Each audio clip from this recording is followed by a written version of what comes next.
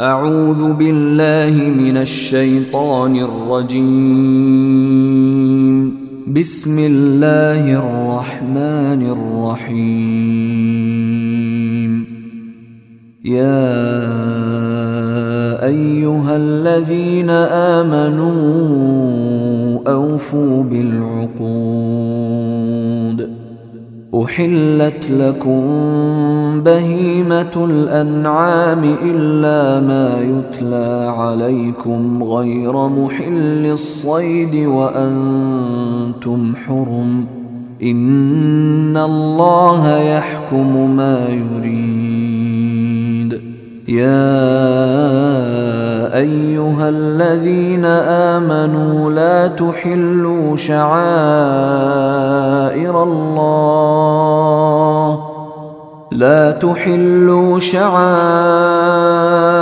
الله ولا الشهر الحرام ولا الهدي ولا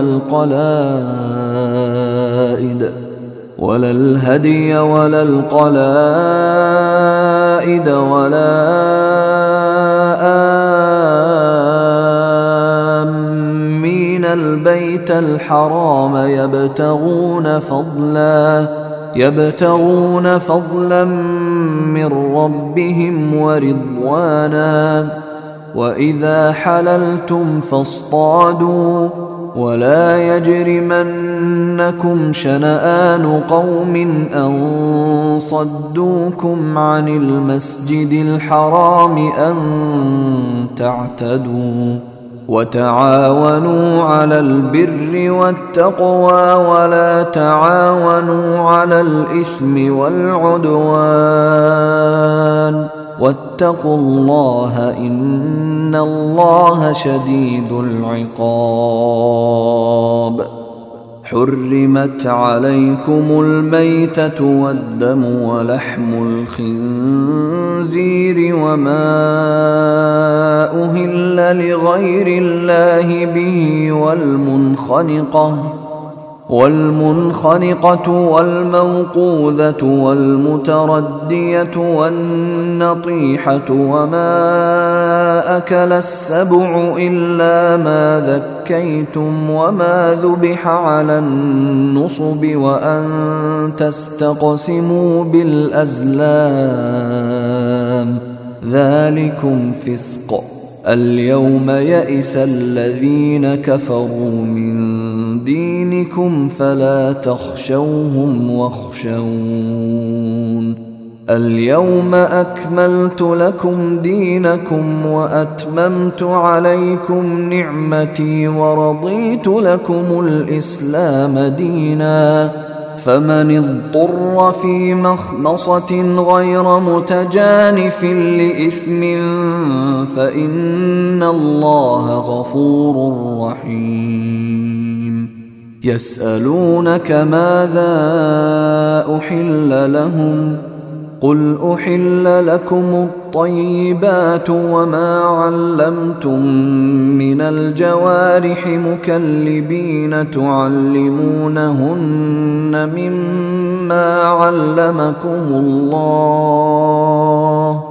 فكلوا مما أمسكن عليكم واذكروا اسم الله عليه، واتقوا الله إن الله سريع الحساب. اليوم أحل لكم الطيبات وطعام الذين أوتوا الكتاب حل لكم وطعامكم حل لهم، والمحصنات من المؤمنات والمحصنات من الذين أوتوا الكتاب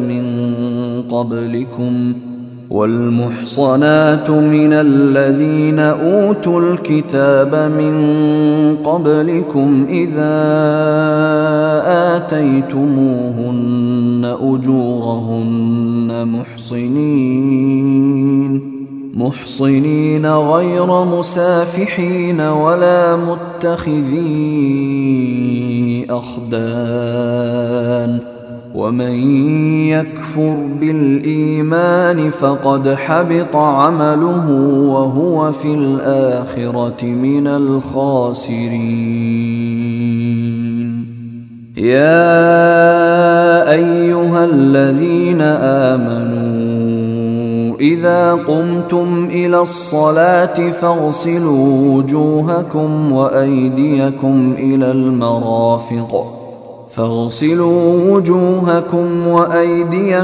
إلى المرافق وامسحوا برؤوسكم وأرجلكم إلى الكعبين، وإن كنتم جنبا فاطهروا، وإن كنتم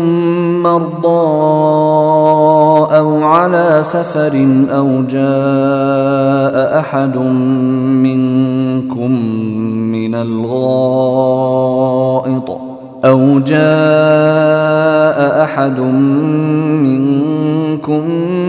الغائط أو لامستم النساء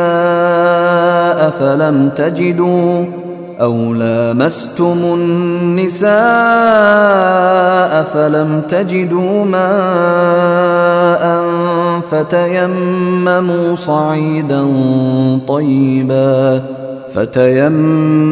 صعيدا طيبا فامسحوا بوجوهكم وأيديكم منه، ما يريد الله ليجعل عليكم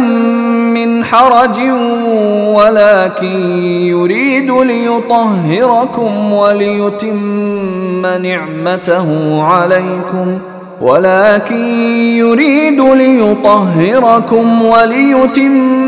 نعمته عليكم لعلكم تشكرون.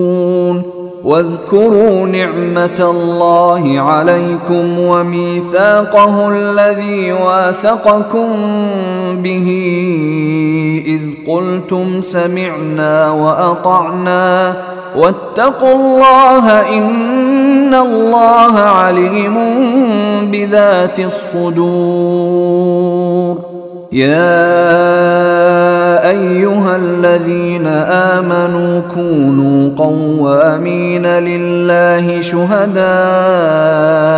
بالقسط ولا يجرمنكم شنآن قوم على ألا تعدلوا، اعدلوا هو أقرب للتقوى واتقوا الله إن الله خبير بما تعملون. وعد الله الذين آمنوا وعملوا الصالحات لهم مغفرة وأجر عظيم، والذين كفروا وكذبوا بآياتنا أولئك أصحاب الجحيم. يا أيها الذين آمنوا اذكروا نعمة الله عليكم إذ هم قوم أن يبسطوا إليكم أيديهم فكف أيديهم عنكم واتقوا الله وعلى الله فليتوكل المؤمنون.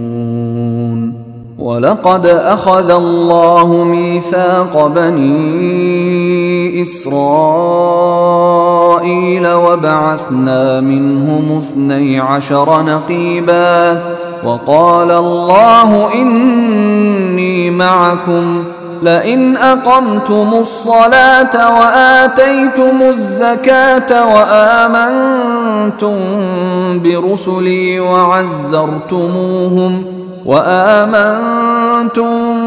برسلي وعزرتموهم وأقرضتم الله قرضا حسنا لأكفرن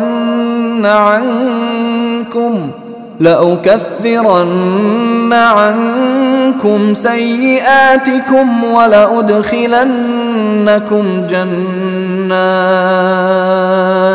ولأدخلنكم جنات تجري من تحتها الأنهار فمن كفر بعد ذلك منكم فقد ضل سواء السبيل فبما نقضهم ميثاقهم لعناهم وجعلنا قلوبهم قاسية يحرفون الكلم عن مواضعه ونسوا حظا مما ذكروا به ولا تزال تطلع على خائنة منهم إلا قليلا منهم فاعف عنهم واصفح إن الله يحب المحسنين ومن الذين قالوا إنا نصارى أخذنا ميثاقهم فنسوا حظا مما ذكروا به فأغرينا بينهم العداوة والبغضاء إلى يوم القيامة وسوف ينبئهم الله بما كانوا يصنعون يا أهل الكتاب قد جاءكم رسولنا يبين لكم كثيرا مما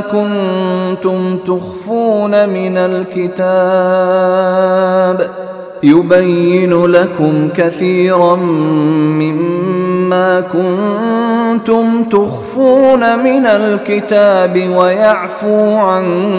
كثير قد جاءكم من الله نور وكتاب مبين يهدي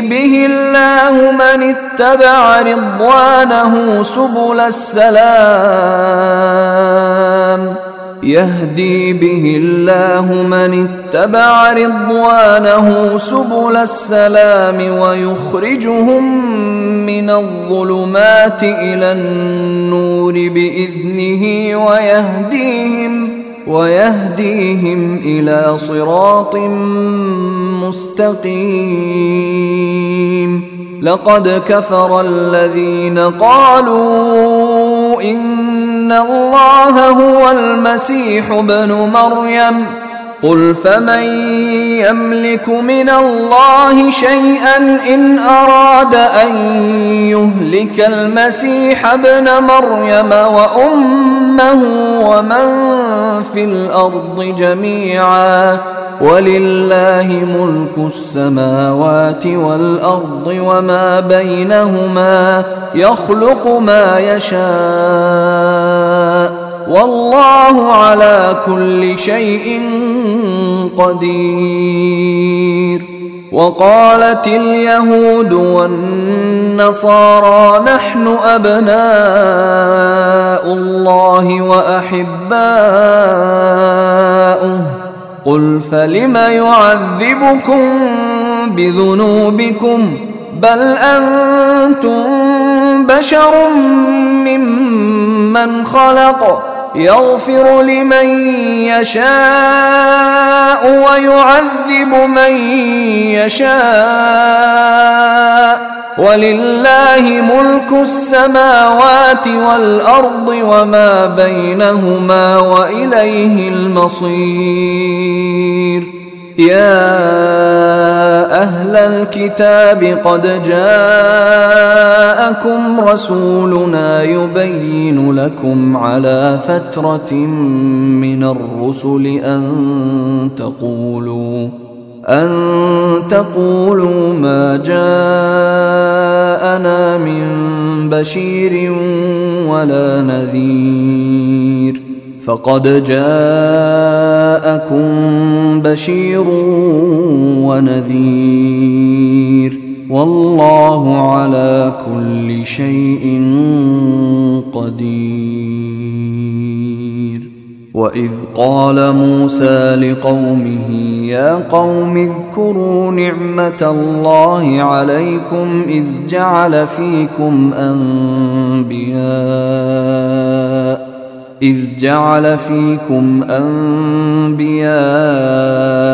وجعلكم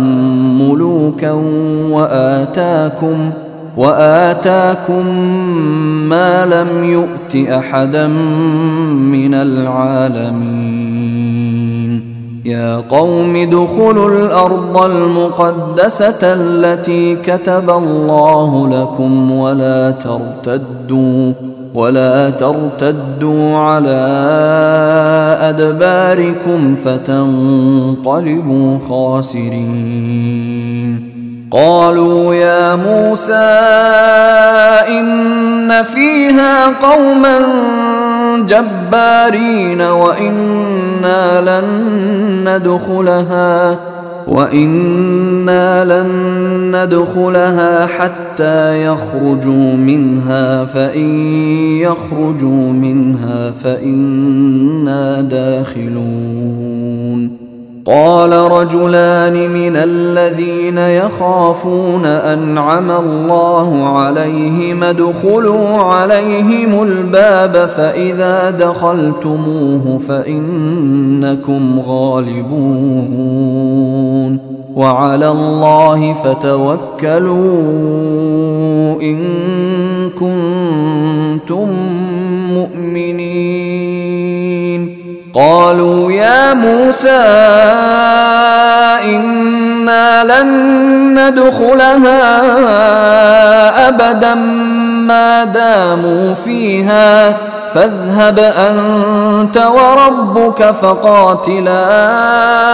إنا هاهنا قاعدون قال رب إني لا أملك إلا نفسي وأخي فافرق بيننا وبين القوم الفاسقين قال فإنها محرمة عليهم 40 سنة يتيهون في الأرض فلا تأس على القوم الفاسقين واتل عليهم نبأ ابني آدم بالحق إذ قربا قربانا فتقبل من أحدهما ولم يتقبل من الآخر قال لأقتلنك قال إنما يتقبل الله من المتقين لئن بسطت إلي يدك لتقتلني ما أنا بباسط يدي إليك لأقتلك إني أخاف الله رب العالمين إني أريد أن تبوء بإثمي وإثمك فتكون من أصحاب النار وذلك جزاء الظالمين فطوعت له نفسه قتل أخيه فقتله فأصبح من الخاسرين فبعث الله غرابا يبحث في الأرض ليريه كيف يواري سوءة أخيه قال يا ويلتى أعجزت أن أكون مثل هذا الغراب فأواري سوءة أخي فأصبح من النادمين من أجل ذلك كتبنا على بني إسرائيل أنه من قتل نفسا بغير نفس أو فساد في الأرض فكأنما قتل الناس جميعا ومن أحياها فكأنما أحيا الناس جميعا ولقد جاءتهم رسلنا بالبينات ثم إن كثيرا منهم بعد ذلك في الأرض لمسرفون إنما جزاء الذين يحاربون الله ورسوله ويسعون في الأرض فسادا أن يقتلوا أو يصلبوا أو تقطع أيديهم وأرجلهم من خلاف أو ينفوا من الأرض ذلك لهم خزي في الدنيا ولهم في الآخرة عذاب عظيم إلا الذين تابوا من قبل أن تقدروا عليهم فاعلموا أن الله غفور رحيم يا أيها الذين آمنوا اتقوا الله وابتغوا إليه الوسيلة وجاهدوا في سبيله لعلكم تفلحون إن الذين كفروا لو أن لهم ما في الأرض جميعا ومثله معه ليفتدوا به من عذاب يوم القيامة ما تقبل منهم ولهم عذاب أليم يريدون أن يخرجوا من النار وما هم بخارجين منها ولهم عذاب مقيم والسارق والسارقة فاقطعوا أيديهما جزاء بما كسبا نكالا من الله والله عزيز حكيم فمن تاب من بعد ظلمه وأصلح فإن الله يتوب عليه إن الله غفور رحيم ألم تعلم أن الله له ملك السماوات والأرض يعذب من يشاء ويغفر لمن يشاء والله على كل شيء قدير يا أيها الرسول لا يحزنك الذين يسارعون في الكفر من الذين قالوا آمنا بأفواههم ولم تؤمن قلوبهم ومن الذين هادوا سماعون للكذب سماعون لقوم آخرين لم يأتوك يحرفون الكلم من بعد مواضعه يقولون إن أوتيتم هذا فخذوه وإن لم تؤتوه فاحذروا ومن يرد الله فتنته فلن تملك له من الله شيئا أولئك الذين لم يرد الله أن يطهر قلوبهم لهم في الدنيا خزي ولهم في الآخرة عذاب عظيم سماعون للكذب أكالون للسحت فإن جاءوك فاحكم بينهم أو أعرض عنهم وإن تعرض عنهم فلن يضروك شيئا وإن حكمت فاحكم بينهم بالقسط إن الله يحب المقسطين. وكيف يحكمونك وعندهم التوراة فيها حكم الله ثم يتولون من بعد ذلك وما أولئك بالمؤمنين. إنا أنزلنا التوراة فيها هدى ونور يحكم بها النبيون الذين أسلموا للذين هادوا